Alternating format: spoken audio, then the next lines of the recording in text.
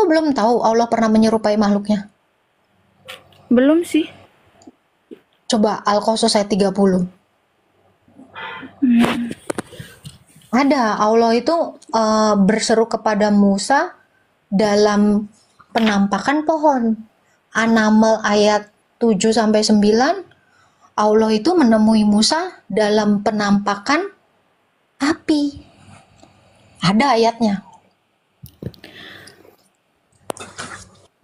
Nanti dicatat dulu. Atau gini ya, In ya. Ya. Kamu mungkin berpatokan kepada laisa kamislihi sayun, betul nggak? Iya. Artinya apa coba? Nggak tahu. Laisa kamislihi sayun, tidak ada sesuatu pun Tidak yang ada serupa dengan sesuatu. Allah. Kamisli. Ya. Oke, kalau Kok kakak bisa sesuatu, tahu sih tentang itu agama-agama aku, Kak? ya ini kan Berarti Quran. udah, Mas, ya berarti udah baca semua ya? aku ini mantan Islam. Oh, mantan Islam. Oh, berarti murtad ya, Ya, Kak? iya, Islamnya berapa tahun, Kak? 17 tahun. Oh, Beda-beda tipis sama kau, In. kakak udah berapa, Kak? Apanya? Aku, Udah sekarang iya umur berapa? sekarang 20. Beda-beda dikit sama kau. Nah, itu tadi, In. Laisa Jadi kok kamislihi kakak bisa sayun. kesentuh ambil agama itu dari mana, Kak? Ini saya berlogika. Karena tadi analogi saya gitu loh. Oh, Yang dibawa jangan nggak maruk dituntun, ya. nggak dituntun secara langsung, Kak? Dituntut maksudnya gimana? Kayak kakak sekarang kan lagi ngingetin kalau agama yang ini benar. Saya itu belajar. Saya cari tahu, saya mengenal Allah, saya mengenal Tuhan yang satu, sehingga saya bisa membandingkan mana yang benar, mana yang tidak. Baik secara iman maupun secara moral, bahkan secara logika. Jadi kedua agama ini saya bandingkan, saya compare dengan moral, dengan iman, dan dengan akal. Iya, iya. Ketiga ini saya pakai. Karena manusia itu pasti bermoral, manusia itu pasti berakal, manusia pasti beriman. Yang dibutuhkan manusia ketiga ini. Nah, itu tadi. Tapi saya tadi mau masuk ke yang tadi ya. Laisa kamislihi sayun. Iya. Tidak ada sesuatu pun yang menyerupai dia. Betul? Iya, betul. Berarti tidak ada ciptaan yang menyerupai dia. Iya. Itu hukumnya. Tetap ya, benar. Benar nggak? Iya, betul, Setuju betul, nggak nih? Iya. Ya. Kan Tapi dalam Al-Qur'an. ya, dalam Quran seperti itu. Kalau Allah menyerupai makhluknya bisa nggak? Allah menyerupai makhluknya.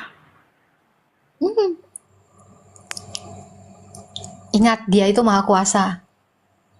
Iya, Tidak betul. ada yang mustahil bagi Allah. Nah, Iya, jadi betul, Kak.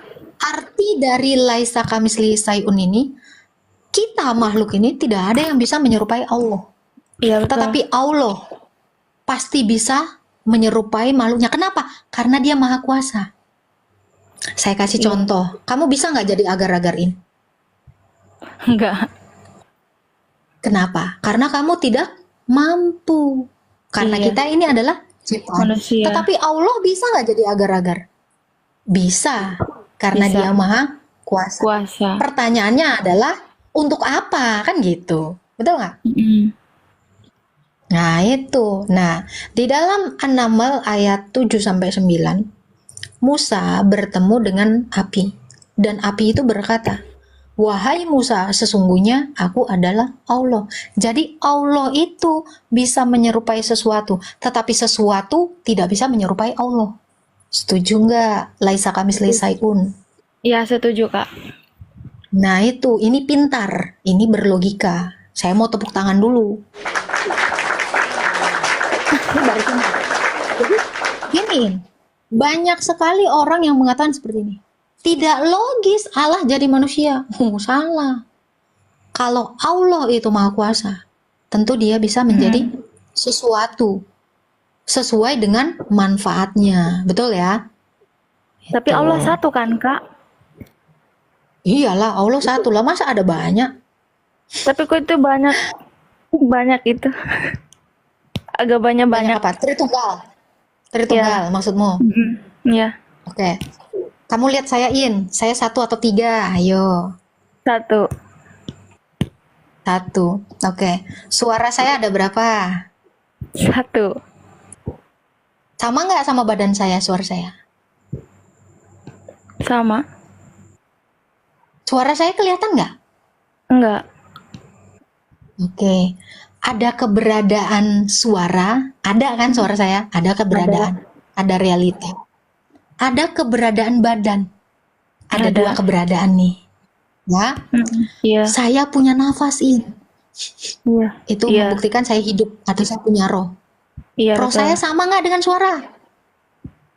Beda. Beda. Berarti sebenarnya saya tiga dalam satu. Saya tritunggal. Tiga keberadaan, tiga realita dalam satu hakikat. Coba pernah lihat mayat nggak, In? Pernah? Ada berapa? Kalau misalnya ini mayat nih, satu kan? Iya. Tapi dia nggak punya keberadaan nafas kan? Iya. Dia tidak punya keberadaan suara kan? Ini satu mati. Iya. Saya satu hidup. Allah juga demikian. Tritunggal itu Allah satu yang hidup. Kenapa dia hidup? Karena dia punya firman, sehingga dia bisa berfirman. Kenapa dia dikatakan hidup? Karena dia punya roh, punya nafas, sehingga dia bisa memberikan nafas kepada ciptaannya.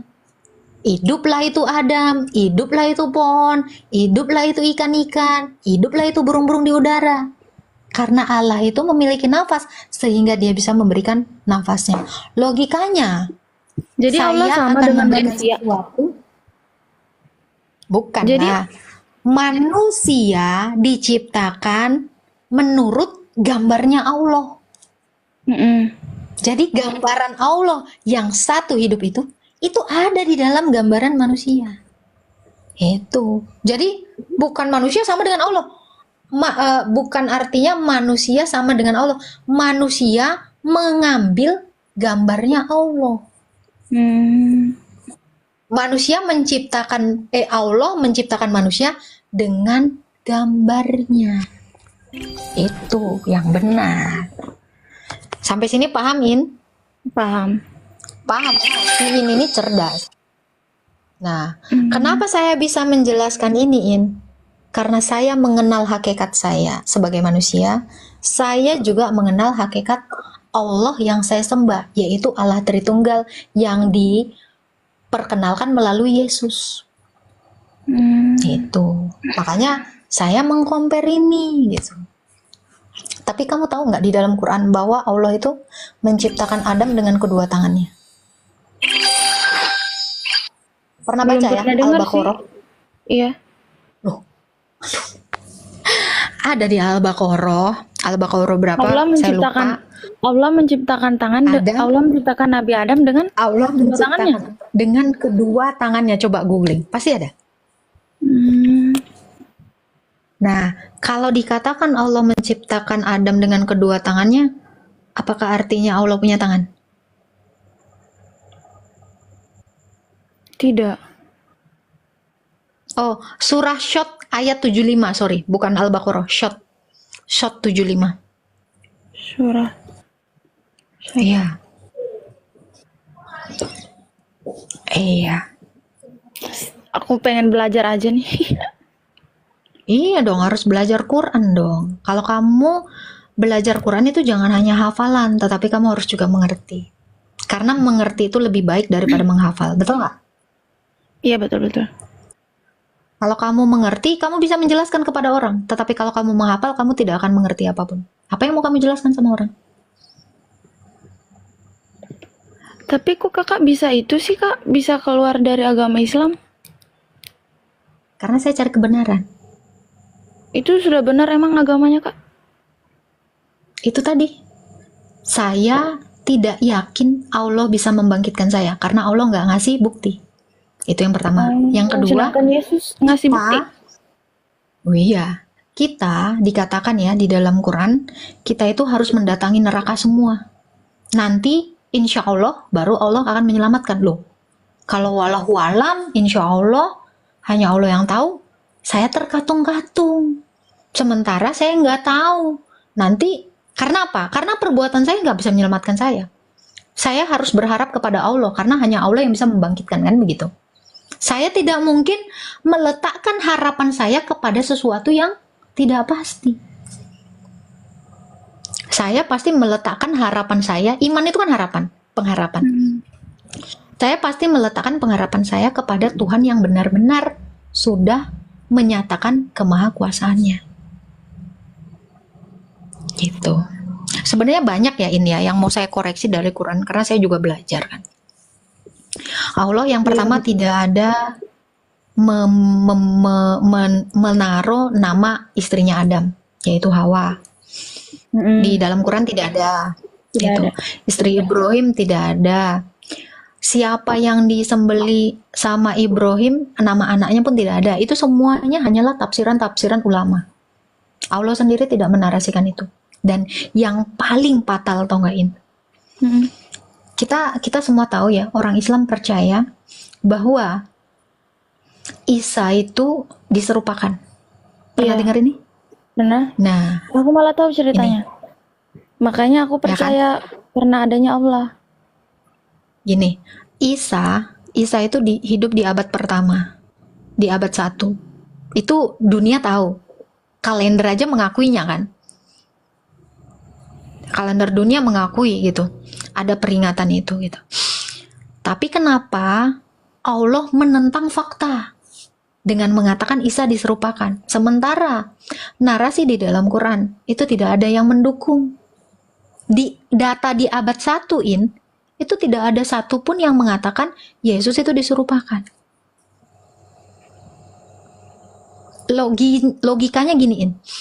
Kamu walaupun kamu misal ya, kamu belum pernah melihat Monas, tapi kamu percaya nggak Monas itu ada di Jakarta atau di Papua? Monas ada di Jakarta. Iya, walaupun kita sendiri tidak melihatnya, tetapi kenapa? Saksi-saksi sejarah yang ada di situ itu mengatakan Monas itu di Jakarta. Betul ya? Betul. Lalu tiba-tiba ada 700 tahun ke depan ada satu orang yang mendapatkan wahyu, dia mengatakan apa? Monas di Papua. Kamu percaya mana? Kita pakai logika. Nah, itu. Saya mengatakan mohon maaf. Makanya tadi kan saya bilang, saya ini belajarin. Makanya saya bilang narasi di dalam Quran Allah itu menarasikan sesuatu yang tidak ada saksi, tidak ada bukti. Kalaupun ya diserupakan, dengan siapa diserupakan? Allah juga tidak ada jawabannya di dalam Quran. Itu yang pertama. Yang kedua, apa alasan Allah menyerupakannya? Apa alasan dia sampai dia hampir disalibkan Isa ini? Digantikan gitu. Nah, sebenarnya dari satu narasi itu akan timbul sekali banyak polemik dan pertanyaan-pertanyaan. Quran tidak bisa menjawab itu. Selain berspekulasi dan mengambil data dengan menarasikan, oh Yudas, oh Simon dari Kirene, oh si ini. Loh, iman itu nggak bisa berdasarkan pendapat. Iman itu harus dari Allah dong. Teguh. Ya. Itu yang lainnya. Tentang moral ya, kita semua udah tahu ya, di dalam hadis, di dalam Quran sendiri ya, saya spill satu surah ya, Abasah ayat 1. Nabi yang mendapatkan wahyu, bisa-bisanya dia berwajah masam kepada seorang yang buta, yang ingin mensucikan dirinya. Ini bicara tentang moral. Itu satu. Yang kedua, ada surah At-Tahrim yang mengatakan apa yang sudah dihalalkan Allah jangan kau haramkan. Pas dicek asbabul nuzulnya, ternyata di situ kedapatan Nabi ini yang mendapatkan wahyu ini, dia kepergok lagi berhubungan badan dengan pembantu dari Hafsah, istrinya yang lain. Saya tidak melihat moral yang baik di sini. Nabi siapa, Kalau Kak? kita spill juga Nabi Muhammad. Ya, itu ada At-Tahrim. Di surah At-Tahrim itu ada. Pernah dengar ya? Di dalam Quran ada surah At-Tahrim. Surah ayat berapa Nah, tuh, Kak? itu ada. At-Tahrim ayat berapa ya? Ayat 1 kalau nggak salah. Bentar. Om Aimat, di At-Tahrim ayat berapa itu Om Aimat? Saya lupa. Bentar, At-Tahrim ayat 1 sampai 5. Ada. Oke. Asbabul nuzulnya. Nah, itu. Lalu yang lainnya lagi ya, yang ketiga ya. Itu sempat saya bikin juga di VT saya. Tahu nggak? Kenapa kamu berhijab? Mm-mm. Ya, itu ada di surah apa ya? Saya lupa loh. Ayat hijab surah berapa ya, Mat ya? Saya bikin loh itu di VT saya. Hmm. Kakaknya Bentar, keren bentar. banget loh. Al-Azab ayat 959. Ya. Al-Azab itu di surah Al-Azab itu kenapa perempuan-perempuan itu diperintahkan untuk berhijab? Ternyata setelah saya cek asbabul nuzulnya, hadisnya juga ya.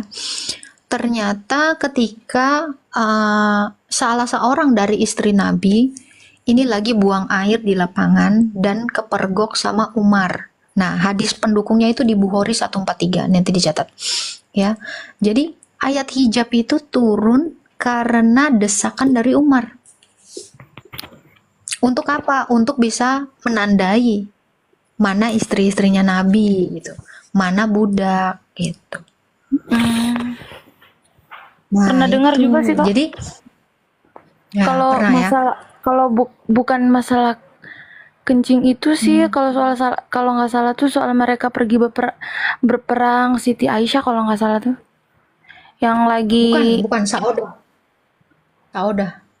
oh saudara. Aisyah bahkan waktu itu Aisyah menentang, dia nggak mau pakai hijab malah. Nah, yang lebih yang lainnya lagi ya. Kamu tahu nggak perintah sholat? Al-Isra Iya, ayat betul. 40. Tahu itu? Tahu nggak? Ternyata kalau kita lihat asbabul nuzulnya itu Nabi itu dapat mimpi. Kan dikatakan di dalam wahyunya, tidaklah kami memberikan mimpi yang benar-benar nyata gitu. Nah, itu. Jadi perintah sholat sendiri itu mimpi. Kalau kita cek di Sirah Nabawiyah, itu dijelaskan lagi. Sirah tahu ya, buku Sirah, kitab Sirah. Nah, di dalam Sirah juga dikatakan bahwa Nabi ini tengah bermalam di rumah seorang janda bernama Ummu Hani. Nah, di situ dia tertidur, lalu dapat wahyu. Nah, kalau di hadis juga didukung itu. Memang itu adalah suatu mimpi. Jadi Nabi ini diperjalankan melalui mimpi gitu. Dan ada juga guru gembul mereaksi ini dan ternyata itu di gereja Nea. Jadi Tempatnya. kakaknya nggak percaya kalau itu Nabi Muhammad tidak pernah ketemu sama Allah. Memang tidak. Bahkan Aisyah kan pernah komplain ya, tidaklah aku melihat robmu kecuali cepat tanggap dalam menangani syahwatmu. Ini komplainnya Aisyah, ada itu di hadis gitu ya. Dan gini ya, yang saya bingung juga ya, ini Aisyah ini yang paling tentang moral ya. Aisyah itu umur 6 tahun dikawinin, lalu digauli umur 9 tahun. Bagi saya dalam moral seorang pria, apalagi ini nabi orang ternama, ini ya Bukhari 4477. Nih ya. Ya kan Bukhari umur 9 tahun kan udah balik, Kak. 9 tahun mana? 9 tahun itu kelas 2 SD, kelas 3. 2 kelas 3 SD itu belum ada yang haid. Kan zaman dulu Saya itu kan haid aja orangnya itu SMP kelas 1. orangnya kan berbeda, Kak, dari umat yang sekarang. Enggak. Secara psikologi itu sama. Itu sama. Secara kedokteran saya juga udah cek. Itu rata-rata perempuan itu menstruasi itu di kelas 6, umur 12 sampai 13 itu. 11 sampai 13 itu. itu baru biasanya umumnya itu SMP kelas 1 atau kelas 6 SD. Itu rata-rata 12 atau 13. Ini bayangin ya, 6 tahun menurut kamu gimana? Kamu umur 6 tahun itu lagi ngapain sih? Kalau saya itu lagi main engklek, lagi Ya, main karet, main bekel, ya kan? Main apa namanya? Barbie-barbian gitu. Nah, secara moral, kita sebagai anak kecil, saya juga pernah kecil. Kalau saya udah dideketin sama dikawinkan sama bapak-bapak ya ini kalau nggak salah sekitar umur 50-an ya Nabi Muhammad ya. Saya kan takut. Bayangin 9 tahun loh. 9 tahun kelas 2 SD, kelas 3 SD. Oh, saya takut. Mental untuk ini, saya baca di Alodok ya. Yang rusak itu bukan hanya fisik, tapi psikis dari anak. Psikis anak itu umumnya 9 tahun itu ngapain? Masih main, wong saya SMA aja masih seneng-seneng main. Ya itu. ya Makanya kan beda Kak sama yang dulu. Enggak ada beda. Karena gini ya, perempuan itu lumrahnya dinikahin itu ya ketika dia memang sudah layak untuk menikah. Ini secara moral. Makanya tahu nggak kamu ada kasus siapa namanya Syekh Puji, dia kan sampai dipenjarakan kan? Karena dia itu melanggar hak azazi anak manusia, Komnas HAM perlindungan anak. Kenapa? Karena dia menikahi anak SD gitu. Kenapa? Karena mata dunia secara moral itu tidak pantas untuk anak kecil. Nah, gitu. Jadi, walau zaman dulu atau zaman sekarang, itu tidak ada perubahan. Tetap menstruasi itu dari dulu sampai sekarang itu sama. Gitu. Nah, itu menggauli babu sudah, ada lagi yang lain-lain gitu ya. Sebenarnya banyak sekali. Makanya kenapa saya katakan saya tidak melihat ada moral yang baik gitu di dalam iman ini. Apalagi ada ayat kalau murtad itu dipancung ya. Betul nggak, In? Di apa? Dipancung. Apa itu Kak? Oh, Ya, di dalam hukum Islam sendiri, ya itu hukuman penggal itu ada. Ya, mencuri itu hukumannya memotong tangan. iya Nah itu. motong Nah, tangan. saya 3991. Nah, gini. Tapi yang saya mau sikapi adalah gini. Di dalam An-Anfal ayat 12 dikatakan ya bahwa Allah itu akan memberikan rasa ketakutan kepada kafir, maka tebaslah leher mereka dan potonglah tiap ujung-ujung jari mereka. Saya tidak melihat ajaran yang baik ini. An-Anfal ayat 12 nanti kamu boleh cek. Lalu di dalam At-Taubah 29, At-Taubah 123.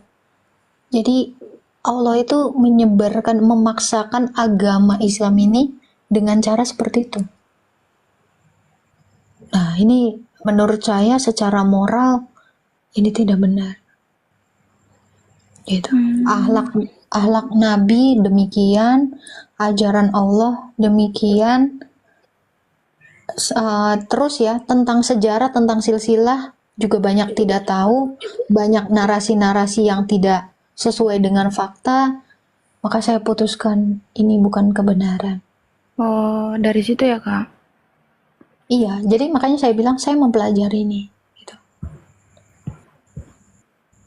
Makanya tadi, tapi yang paling penting itu tadi loh, yang saya narasikan tadi. Saya berharap kepada Tuhan, makanya saya menyembah Dia. Harapan saya apa? Harapan saya ya saya beroleh kebangkitan, beroleh hidup kekal. Dampak dari keselamatan itu kan surga. Itu kan? Nah, bagaimana bahkan ya di dalam Quran sendiri tahu nggak kamu surganya itu seperti apa? Yang ditawarkan. Pernah dengar ya? Pernah, intinya nggak bisa dibayangkan Kak. Bukan. At-Nabah 33. Jadi ada kenikmatan seksual prianya itu ini banyak ya. Nanti di video-video YouTube juga banyak. Dan Ustadz Syam sendiri pernah lihat ya di TV. Dia mengatakan kenikmatan nanti kita di sorga adalah pesta seks. Saya tidak melihat sorga yang sebenar-benarnya di situ. Shalom, assalamualaikum. Waalaikumsalam. Bentar ya. Nah, itu ya An-Naba 33. Nanti perempuan-perempuan itu 72 bidadari itu akan melayani satu laki-laki dengan syahwat yang 70 tahun tidak berhenti-berhenti. Ini nanti kamu boleh cek di YouTube, cek di Quran sendiri juga An-Naba 33. Nah, itu seperti itu. Kalau misalnya kita bawa logika ya ini ya. Masjid itu boleh nggak berhubungan seks di dalam masjid ini? Ya nggak boleh tuh. Karena masjid itu suci kan? Betul. Ya, betul. Kenapa sorga tidak lebih suci dari masjid? Nah itu yang saya khawatirkan itu. Ini nih An-Naba ya, An-Naba 33 tadi nih. Dan Allah sediakan pula bagi mereka sebagai nama seksual pemberi ketentraman hati.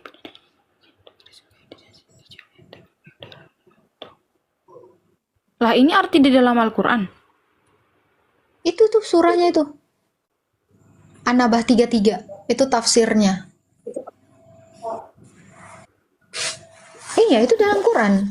Kan makanya Ustadz Syam yang di Trans TV itu dia mengatakan surganya nanti akan ada kenikmatan seks gitu. Ada pesta seks gitu. Ya yang saya Gimana tahu ini? ya Kak, yang intinya perkara yang halal di dunia, yang haram di dunia, yang bakal halal nanti ketika di surga. Oke, perkara yang haram di dunia bakal halal di Bakal surga ya. halal ketika di surga. Oke.